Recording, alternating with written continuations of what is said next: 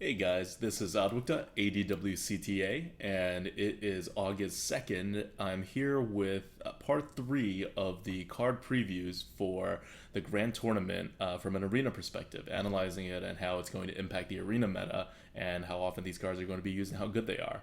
So it's come to my attention that I actually forgot a card from before that had been revealed, and I think I just subconsciously didn't want to think about this card.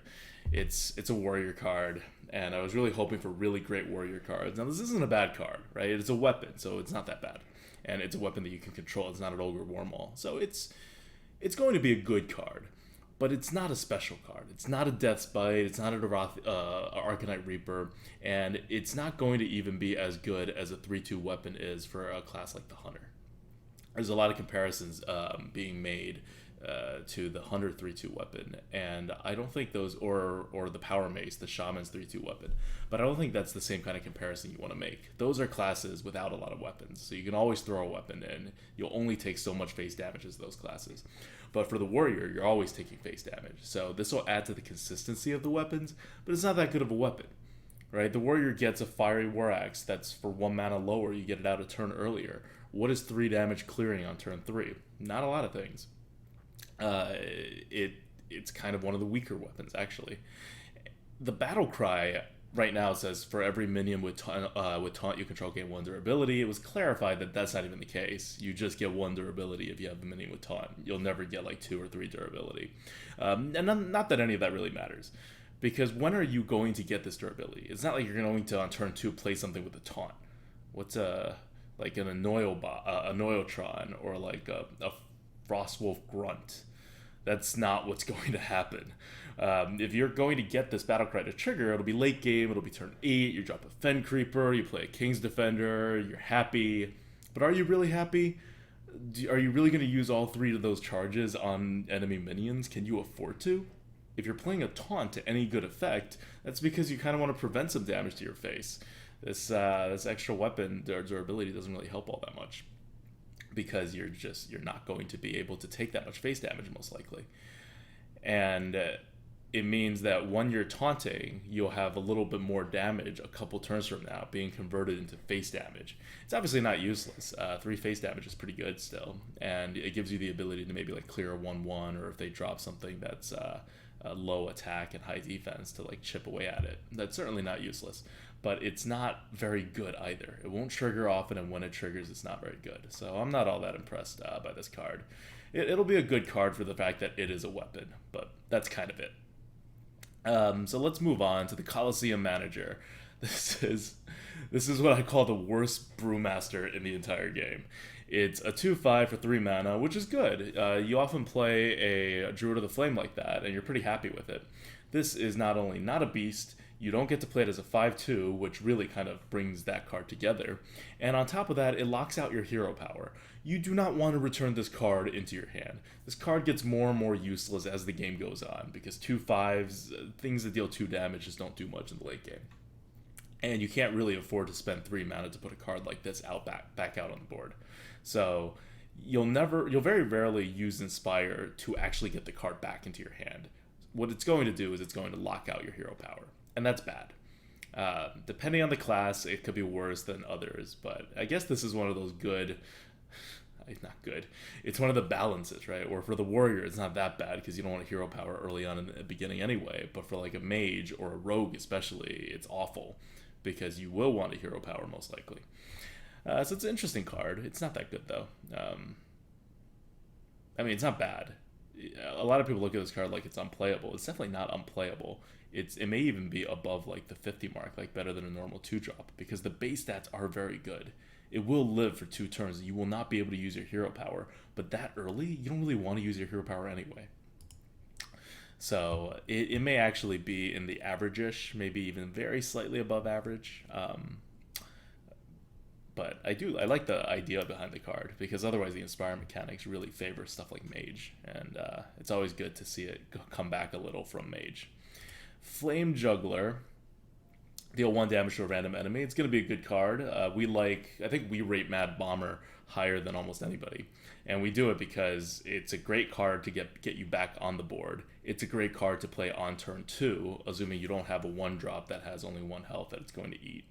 And this is kind of like when you play it as a 2-drop, it fits that same, or when you play when your opponent has 1 thing on the board, it fits that same kind of odds. You have a 50% chance to hit that 1 enemy minion. As the bomber, you have like a 70-something% chance to hit that minion. The bomber gets a lot better if you don't have any minions and the opponent has like 2 minions. Then your chances of hitting any one of them go up even higher. But the bomber can also be locked out. It can be stuck in your hand because you're the one with the board and you can't play it. Whereas you can always play a flame juggler and it may hit 1 damage, it may hit the enemy hero and you don't care about that. But it kind of has a nice little trade-off going on here, and so that's I like that trade-off. I think it'll be as good as the bomber, maybe very slightly less good, but that's already in the high. I think bomber is either Haunted Creeper or bomber is our best 2-drop, but this will be very close to it. So this is a very premium 2-drop that's being added to the arena meta, which is good because it has been a while since we actually had a premium 2-drop be added to the meta. GVG gave Gilblin Stalker. That was kind of the best that we got as far as neutral cards go. And that's a great card, but it's not at the elite level. And this card is at the elite level. So we're going to see a lot of that card in the arena. Now, let's go with Clockwork Knight. Give a friendly mech +1/+1. We have a card that's kind of like this. It's priest only. It's upgraded repair bot. And this is not quite as good as an upgraded repair bot. +1/+1 or +4. Well, +0/+4. You'd rather have +0/+4. It's 2 more stats, and especially when you're the priest, you obviously want the health so you can heal it. So, but it's a 5/5, and I think upgraded repair bot is like a 62. So this won't be all that much lower, but it'll be a little bit lower. And it's mostly being carried by the fact that 5/5s are very good in the meta. And we may not be. Who knows what's going to happen with 5/5s in the meta, right? 5/5s are good in the meta right now because there's a lot of cards with 5 health. And most of the cards with 5 health don't have 5 attack. They have less attack. So the 5/5 is in a very good position to eat a lot of the cards. Now, if all of a sudden all of the cards that Blizzard released that people play in the 4 mana drop, 5 mana, 6 manas, if all of them are 6 health or above, well, now maybe 5s aren't so special anymore. Maybe 5s are just the next step. It'll go 4, 5, 6 in a more normal meta. So we got to watch out for that. But if things kind of hold the rough percentages that it currently holds, it's a good card, whether it hits that +1/+1 or not. And when you're not a priest, you are more likely to have it hit, right? Because people just leave mechs around. And I think in my little list up there, I call it the second synergy. And what I mean by that is, if you're the hunter and you drop a beast, your opponent really wants to remove it. Why? Because if they don't, you Houndmaster it and the game ends. If you don't, they kill command and the game ends. That's the 2 very common ways that a hunter can screw you if they put out a beast and then you don't get rid of it. For the mechs, you have 2 very powerful synergies. One is Tinkertown and one is Mech Warper, but the Mech Warper happens with the Mech Warper in the game. It doesn't happen with another mech in the game. So you don't actually have that second mech synergy. And in any case, all of these cards are only going to be available to you at half the offer rates as those 100 cards, because the 100 cards are class cards. So if we keep adding all these cards and there's nothing that synergizes with a mech that's existing on the board, the mechs on the board become less and less good.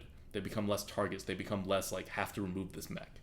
So I like this card in that it's a common card and it brings the mech back into focus. It actually will increase the amount of fear that you should have for mechs staying on the board, which is good. That's what racial stuff should be, especially like a very major race like mechs that an entire expansion was based off of. I always thought that GVG had a little too few like mech synergies in terms of the arena. Savage Combatant. All of these cards, by the way, released this week are pretty decent for the arena. It was this huge string of earlier cards that you're like, it's not that good. Oh, this is not that good. These cards, who knows if they're going to be good or not for ranked, but in the arena, these are all like above average cards. We're getting back into the whole thing where it's looking more like BRM, where all the cards that they release should be playable in the arena. And Savage Combatant is incredible. It's a 5/4 beast, so it's a Lost Tall Strider. And on top of that, instead of just being a Lost Tall Strider, it will turn your hero power into a Wrath or a Dark Bomb, or however you want to look at it. With, obviously you have to take some face damage. It's not a spell. But this means you can play it after turn 4, and you don't really want to play a 5/4 on turn 4 anyway. So if possible, you were going to hold this card in any case, which is good because then you play it on turn 6 or after, and you get a 2-for-1. You get a worse version of a Fire Elemental, but that's you can go a lot worse than a Fire Elemental and still have a good card. So this is a really good card, and I don't think anyone's arguing that this is not a really good card. Now, I'm not going to review the 2 legendaries, but obviously they're very good. They're 3 mana, 3/4s, and they do some things. But the Silent Knight, okay. This is a card that Trump revealed in his stream. Blizzard gave him the exclusive access to reveal this card. A card later, Amaz reveals, and I bet there's other cards that other people are revealing, and I'm not just calling it out. But this happened to be the only analysis of a card that I've actually seen so far, because I like to do a pure analysis. But I was watching the card review and I saw Trump, so I heard his entire discussion on it. So this card has Stealth, it has Divine Shield, it's 3 mana, it's a 2/2. It doesn't look terribly impressive, and Trump compared it to a Shielded Minibot, and then he's like, this is not as good as a Shielded Minibot. Well, yeah. It's not as good as one of the best cards in the game, fine. He compares it to, strangely, to Giblin's Stalker, and that's a weird comparison for me because it's not even the same mana cost. And then he compares it to the Shade of Nax, which is the same mana cost, but is a totally different animal, because that one's a 3/3 when you get it back, and then if you don't use it, you can grow it. This one deals 2 damage, and then it's still a 2/2. So he's not impressed by it at all. In fact, I think he thinks it's average or below average, probably below average as far as the 3-drop goes. And I very heavily disagree on that. It's a Harvest Golem. Like, you look at three mana common neutrals, which ones deal 2 damage? And then they deal 2 damage again. Well, that's a Harvest Golem. This is kind of exactly a Harvest Golem. Will Harvest Golem oftentimes eat a 2/2 or something, and then so it actually gets 3 hits? Not really. Sometimes you'll eat like a 1/1 or something if you can pull it off. But for the most time, most of the time, the Harvest Golem is just going to die, right? And the Silent Knight can't be pinged. You'll just keep it stealth until you throw it at something and deal the 2 damage. And then it's no longer stealth, but then it has 2 health and it still can't be pinged. The problem with the Harvest Golem is that it can be pinged, and at 2/1, you're going to get pinged most likely because it's very worth it for your opponent to use their hero power. A 2/1 deals 2 damage. That's about 2 mana's worth of tempo. So if your opponent can wipe that whole thing away using a hero power, they'll do it unless it's really awkward for them card-wise to do it. Silent Knight doesn't have that problem. You keep it stealthed, and no one can touch it until you deal your 2 damage, and then they still can't ping it. So I think it's actually arguable that it's better than a Harvest Golem, and the Harvest Golem is the best neutral 3-drop. Probably tied. We have it tied with a Spider Tank. But they're mechs. These guys aren't mechs. The Silent Knight's not a mech, so maybe not as good as a Harvest Golem, but maybe better. Because the second body is better. The first body is not as good. Because the Harvest Golem does have a chance to eat a 2/2 or a 1/1 or something before it eventually dies. But I think it's very close. I don't know where we're going to rate it right now exactly, but don't be surprised if it comes out at 70, despite the fact that it's not a mech.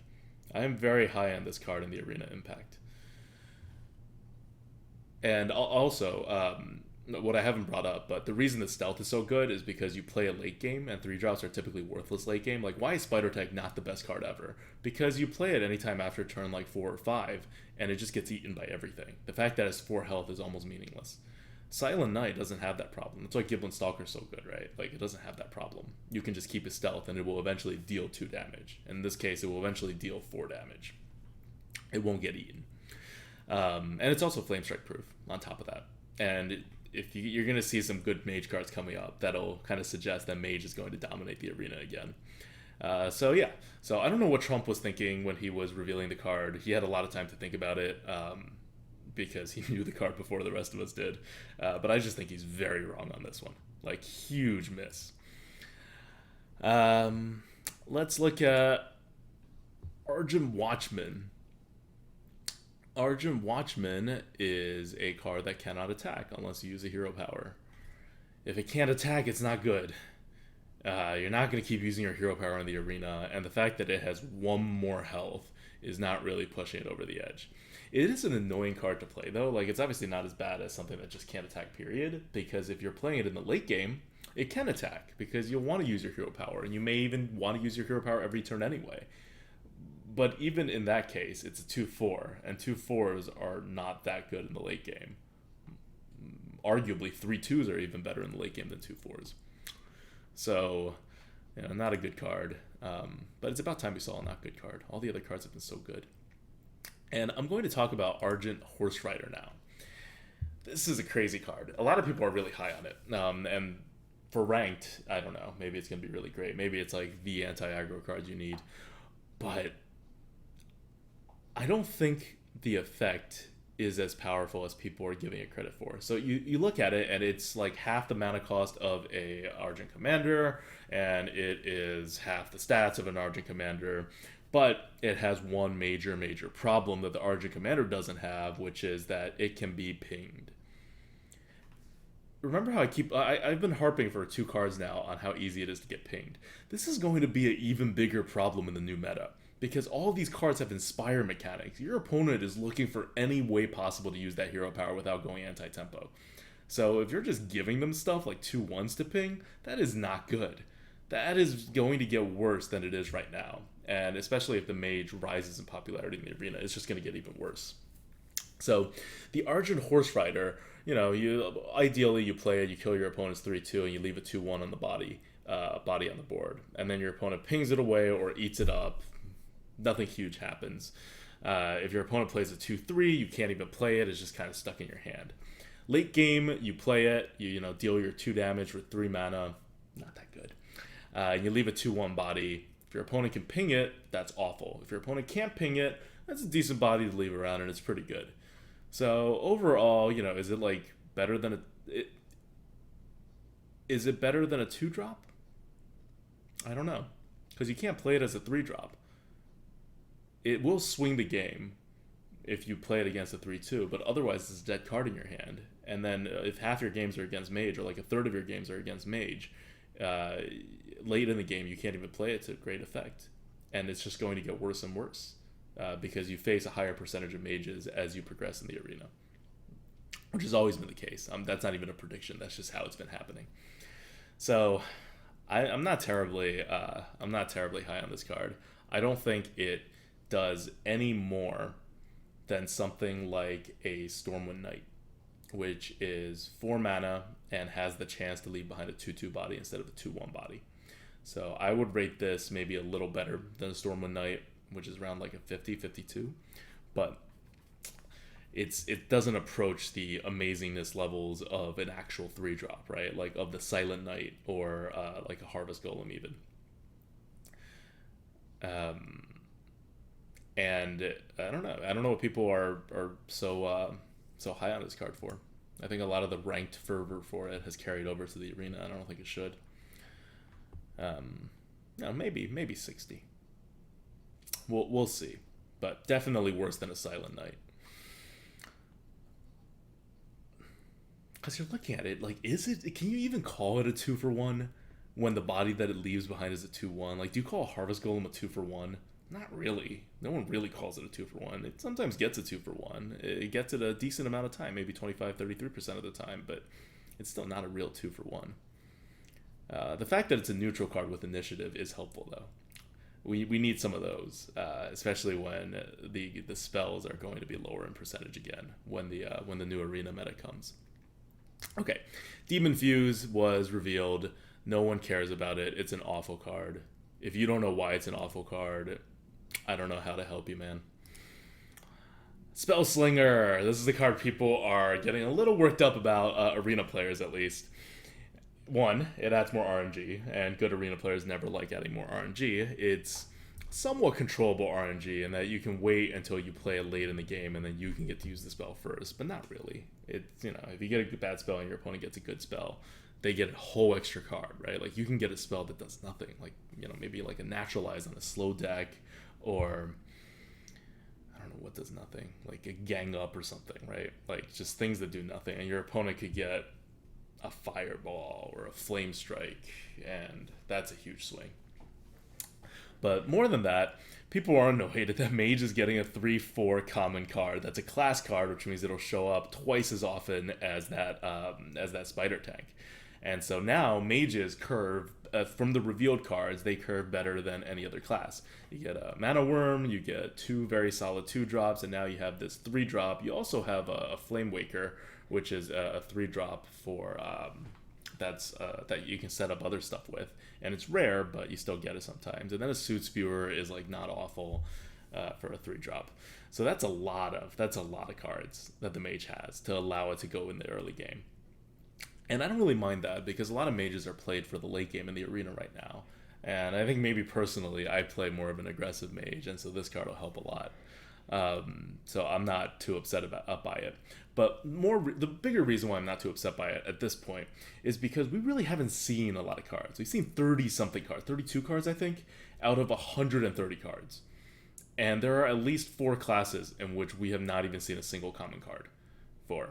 So the fact that Mage is getting more curved out, more easy to curve, is a great asset in the arena. But the Priest got a very solid 4-drop too, and that helps their curve. Who knows? Maybe the Druid is going to get, because before this, the Druid had the best curve. It has 2 solid 2-drops and then 1 solid 3-drop.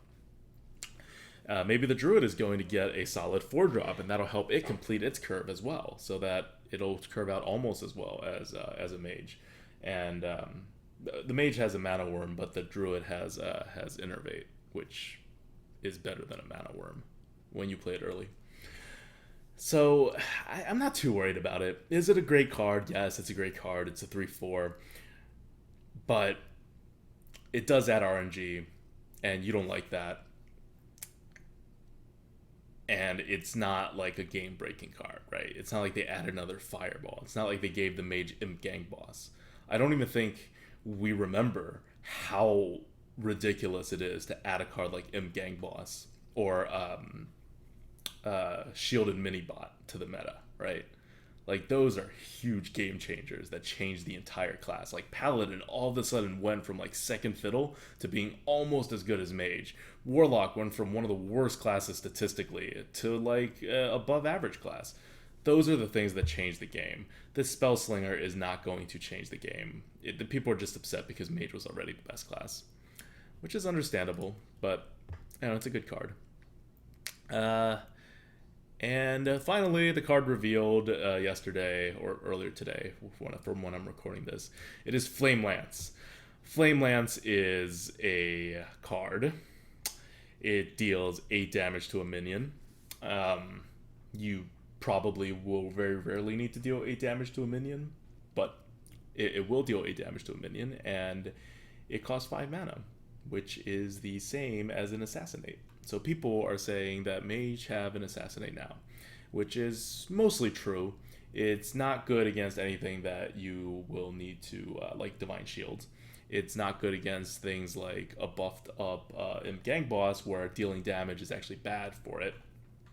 Sometimes I just assassinate the opponent's Acolyte of Pain if I'm up and I just really don't want him to draw into his answers for my board. You can't do that with a Flame Lance, so it's like a weaker Assassinate. But more than that, it's even weaker because it's in Mage, and Mage already essentially has 2 hard removals. Fireball's mostly a hard removal. It'll remove almost anything you want to remove anyway, at worst with your ping. This is kind of like, yeah, you deal 8 damage, but you never really need 8 damage. Maybe if Fell Reaver comes out or something, you're happy for it, but what it does do is it creates, it's a common card, so it makes the mage's percent chance of getting a large removal higher again. It had dropped a bit. Like, you could always, before BRM, before GVG, you can always count on the mage having like a number of fireballs and polymorphs. And that got hit. That got hit by a decent amount, and you start noticing a lot less of these. So Flame Lance is just going to even it back out and bring the mage back to classical levels of being able to do this large removal. So that's not the same as having a large removal in a class that normally wouldn't have it. So still good, but not anything amazing. Not even better than a polymorph, because it's one extra mana. So, and polymorph is not that highly rated. Like, for a actual hard removal, it's not that highly rated, and Flame Lance is going to be below that. And you'll see a very big difference between that and like Assassinate, right? Assassinate's rated pretty high. Okay, so that kind of so why make Flame Lance? Like, why is Blizzard making Flame Lance? Will never get used in Constructed. Because it deals 8 damage to a minion and the mage has better cards, and then there are other better cards you can just stick in your deck that do the same job. But they're doing it for the arena. So it's nice to see Blizzard make a card that's almost certainly only in existence because of the arena. A little curious why they would make a card that makes the mage better, right? But clearly they're less worried about class balance in the arena than they're worried about the classes keeping their kind of like play style. Which is why I'm not too upset by this card either, because that's part of the mage's playstyle, right? You have to be able to, as a mage, remove the big things. And Flame Lance pulls it back to the levels that it was in Classic. It's not actually going to be better than Classic, because we would have had enough cards with the 2 expansions, GVG and Grand Tournament, that equals the amount of cards in Classic once you add the other 2 smaller expansions as well. So this will just bring the levels back to, I think, where it should be, where it wasn't always intended to be. And maybe they'll do that with other classes. Now, if you're thinking about it, what are some of the other class-defining cards or class style-defining cards that have kind of not been the focus of the recent releases? Rogue is one that I can think of, like, very clearly, right? Rogue used to be very good at tempo, and now it has the same tempo cards it used to, and it has Auto Barber, which is great for tempo, but you kind of hold back a little in the beginning. And then it's become a little more bursty with like Tinkers. So maybe they'll want to move the Rogue back into a more aggro tempo format and give the Rogue maybe like an actual solid 2-drop, maybe a 1-drop, who knows, right? The Warrior is a total mess right now. I don't even know what they're going to do with the Warrior. But if they're thinking about the arena, if they just give one common card to each class purely to keep the arena flavor, I would be very in favor of that. So that's all the cards that have been revealed this week. It's not a lot of cards. It's so few cards. I've managed to keep this under a half hour. So I'm going to end it here, and I'll see you guys next week when we find out more cards. But remember, only 32 cards revealed so far out of 130-something cards. So we're a long ways off. Probably things will be fine. Maybe it won't. Maybe it will really become a world of 50% mages, instead of people thinking there's 50% mages, that there is actually 50% mages. But for now, I would say don't panic. There will be more cards revealed, and there may be very powerful cards revealed for your favorite class. Unless your favorite class is Warrior, in which case it will just be bad. See you guys next time.